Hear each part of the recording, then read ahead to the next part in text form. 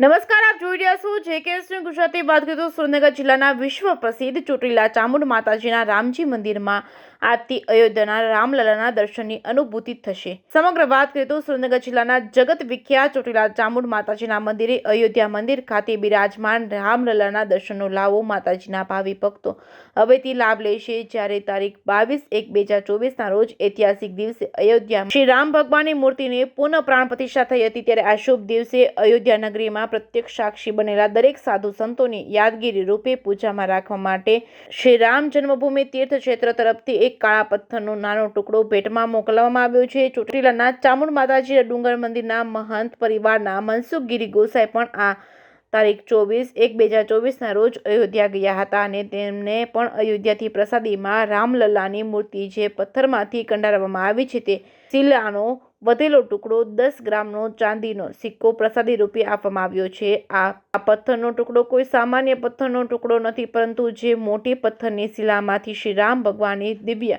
મૂર્તિ નિર્માણ પામી છે. તે દિવ્ય મૂર્તિના નિર્માણ બાદ પથ્થરના ટુકડા બચ્યા હતા, તેમાંનો આ પવિત્ર પથ્થર છે. આ દિવ્ય પથ્થરના બધા જ લોકો નિત્ય દર્શન કરી શકે તે શુભ આશયથી રામનવમીના શુભ દિવસે ચોટીલાના રામ મંદિરમાં સ્થાપિત કરવામાં આવ્યો છે.